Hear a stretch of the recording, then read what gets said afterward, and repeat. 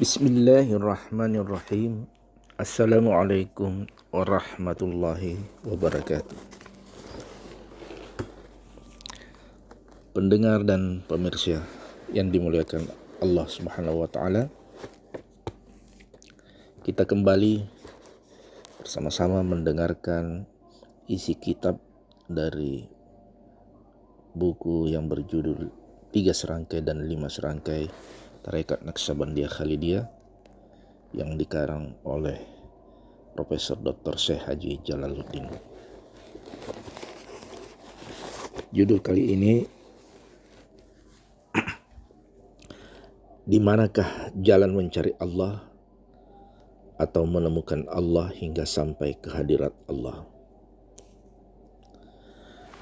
Mencari Allah bukanlah di langit dan di bumi, bukanlah Allah dicari di timur, di barat, di utara dan di selatan, bukanlah dicari di kiri, di kanan, di atas, di bawah, di muka, di belakang. Malahan carilah Allah dalam lubuk hati kita sendiri. Perhatikan firman Allah dalam hadis qudsi, "Banaitu fi jawfi ibni Adama qasran wa fi qasri sadran wa fi sadri qalban wa fi qalbi fu'adan wa fil fu'adi syagafan wa fi syagafi lubban wa fi lubbi sirran wa fi sirri ana." Maksudnya kira-kira, telah aku atau Allah berbuat di dalam rongga anak Adam satu mahligai, dan di dalam mahligai itu adalah dada, dan di dalam dada itu hati, dan di dalam hati adalah fuad, dan di dalam fuad adalah syagab, di dalam syagab adalah sir, di dalam sir itu adalah aku, yakni di dalam sir itu adalah tempat tajallinya aku atau Allah, dan tempat aku menaruh rahasia, dan tempat mengenal akan aku. Jika sekeping batu yang dipecah-pecah, patahannya dipecah lagi, kemudian pecahan-pecahan itu digosok dengan alat penggosok, insya Allah dalam batu itu akan keluar intan, mutiara, lu'lu', manik, dan marjan. Bahkan ada pula dari batu itu dijadikan cermin teropong untuk melihat barang yang halus. Yang halus dicari dengan yang kasar. Hati itu adalah diri kita yang batin. Dari itu Allah, Zat Maha Bijaksana, mendesak kepada kita supaya kita melihat atau memperhatikan diri kita. Seperti firman Allah dalam Quran surat Az-Zuriyat ayat nomor 21 yang maksudnya kira-kira, "Dan di dalam diri kamu atau hati kamu, apa sebabnya tidak kamu lihat? Bagaimana kita akan melihat Allah padahal kita tidak mempunyai hati yang bersih? Kalau roh atau jiwa kita telah bersih daripada sifat-sifat kejahatan, dapatlah kita melihat kepada diri. Berarti kita telah mendapat cermin untuk melihat Allah Zat yang Maha Esa.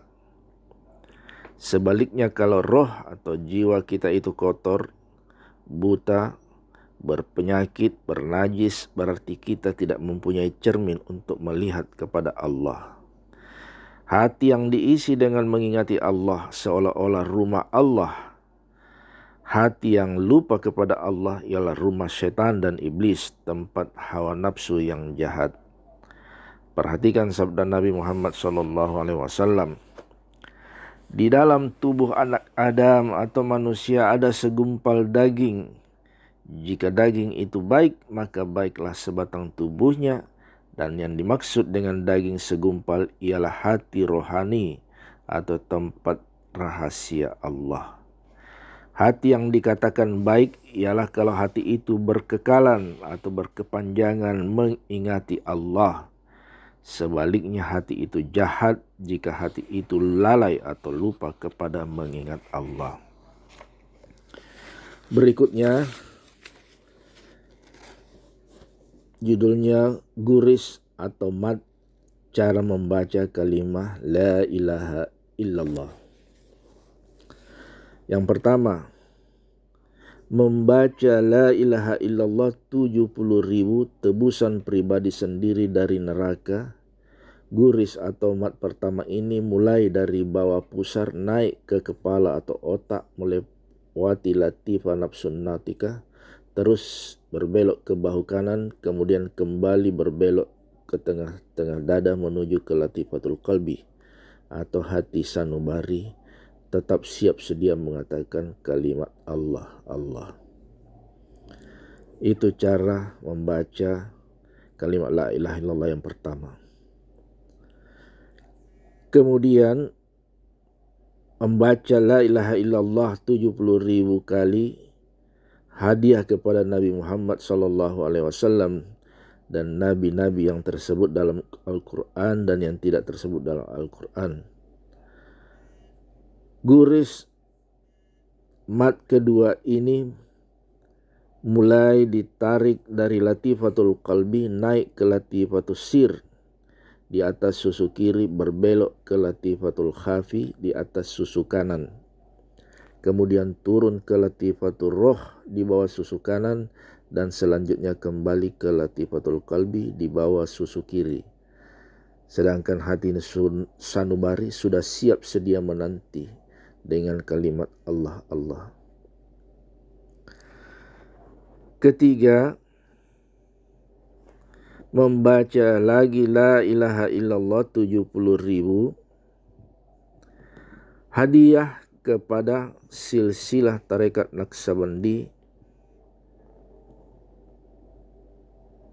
atau tarekat Naqsabandiyah Khalidiyah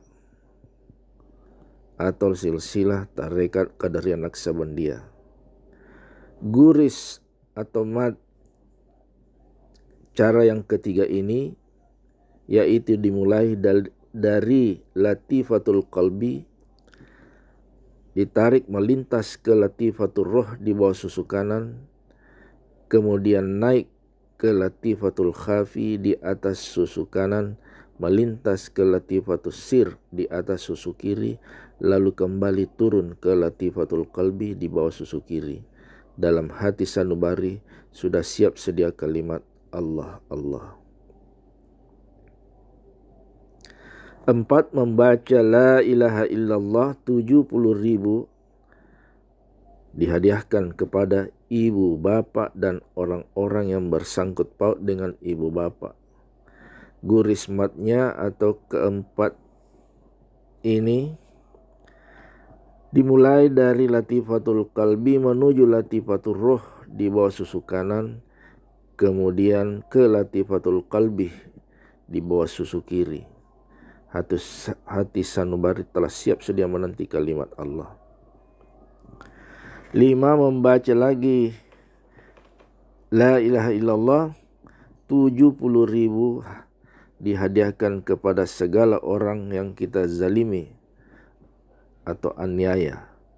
Guris mat kelima ini mulai dari latifatul qalbu, ditarik dari bawah susu kiri, naik ke bahu kanan, kemudian kembali lagi ke latifatul qalbi di bawah susu kiri.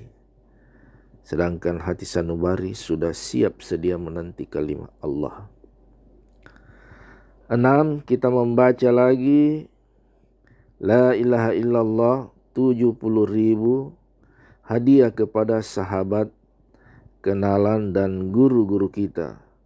Guris atau mat ke-6 ini ditarik mulai dari paha kiri menuju kedua belah lutut, lutut kiri atau kanan, menuju paha kiri, menuju bahu kanan, menuju ke otak benak, menuju ke bawah susu kiri, dan dalam hati sanubari sudah siap sedia menanti kalimat Allah. Yang ketujuh, kita membaca kembali la ilaha illallah 70.000 dihadiahkan kepada seluruh arwah-arwah umat Nabi Muhammad SAW dan kepada seluruh arwah-arwah umat Islam, anak cucu Nabi Adam dan Siti Hawa. Guris atau mat ketujuh mulai dari latifatul qalbi di bawah susu kiri, kemudian bersama-sama dengan seluruh latifah yang 6 lainnya meliputi seluruh badan atau kullu jasad.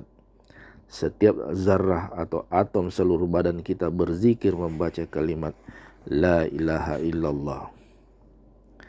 Demikianlah 7 cara cara menarik kalimat La ilaha illallah di dalam waktu kita berzikir.